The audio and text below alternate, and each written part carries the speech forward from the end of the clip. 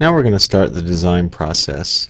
So beginning on page 1-12 in our manual, we're going to first focus our attention on the parking lot. And you can see what we're going to do here in this task is locate some low points.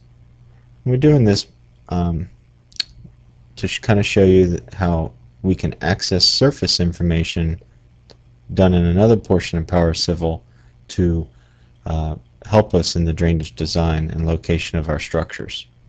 So I'm going to go ahead and open up our site model file. So I go Civil, Modeler, and that's going to start up a project wizard. And I have an existing project that contains my ground and proposed surfaces. Click Browse, and that project file is located in my project folder, Data Geosite Drainage. So I'll highlight that project file. It has a GSF extension or site file. And that's the file that contains the surfaces that we'll be using again later to set elevation on structures and so forth. So I select it, click OK, and it will open up that project.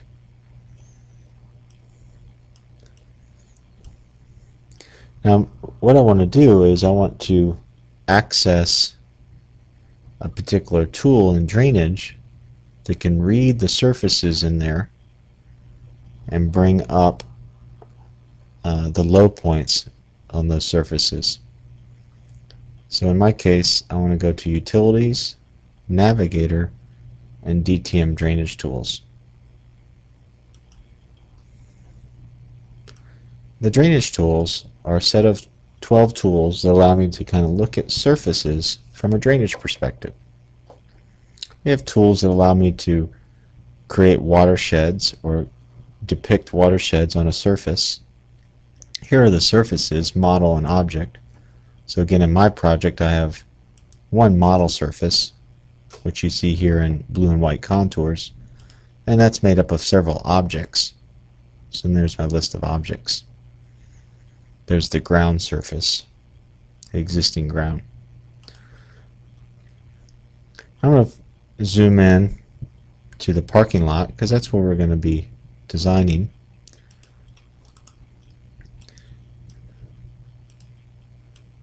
And I'll set that as my object, PL1. Like I said, we can delineate watersheds. We can do a water analysis, like if a water droplet fell on a particular point on a surface, for example, where would it flow to? That's called downstream trace. The opposite of that would be flow uphill or upstream trace. If I click Apply and Data Point, you'll see it'll kind of follow the surface and show me where water would flow to.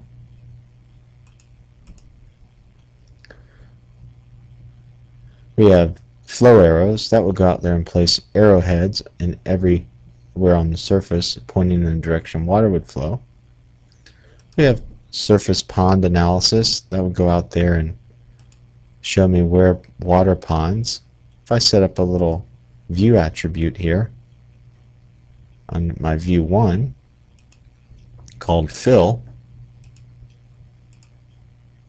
and apply that, you can see it'll shade in white where water can pond on that surface.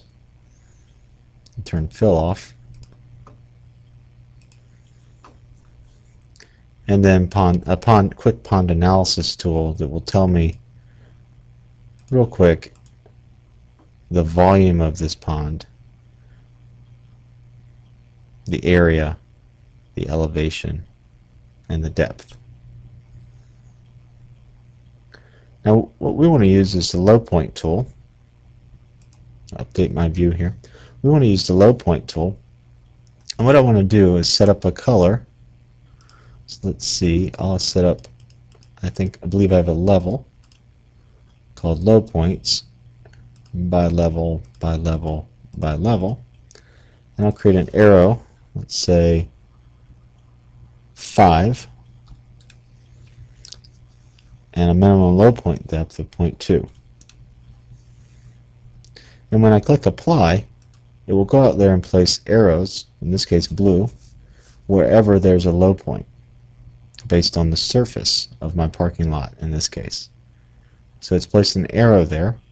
Now it's ignored places where it only is 0.2 in depth. So it's ignored anything less than 0.2 as a low point, which means basically that if, for example, I had an anomaly in the surface that caused a low point and it was a depth of 0.1, it would ignore that and not consider that. It would consider that to be part of a larger drainage area. So here I've gone out and set 0.2, and you can see the blue arrows. Now right now they're display only, so when I refresh they go away. So I'm going to go ahead and toggle off display only, yet I'm going to toggle on graphic group.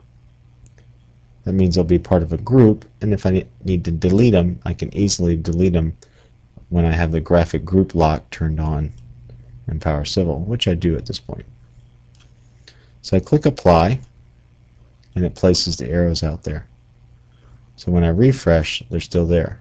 Let me zoom in on those arrows, and you can see the arrowhead pointing to the low point. And if I really get close, there's a little LP there standing for low point. And that text can be adjusted simply through the Power Civil text styles. So that gives me the location of where, or suggested location of where I can place a structure. And I can use those to help me in locating those in the design. I'm going to go ahead and close the low point, or the water drainage water tools. And I also am going to exit out of Modeler. So I'm going to exit out of the surfaces. It'll ask me to save it. I do not need to save it, so I'll say no. And I do not need to lock any elements. So now I have kind of the location of where I want to place the inlets.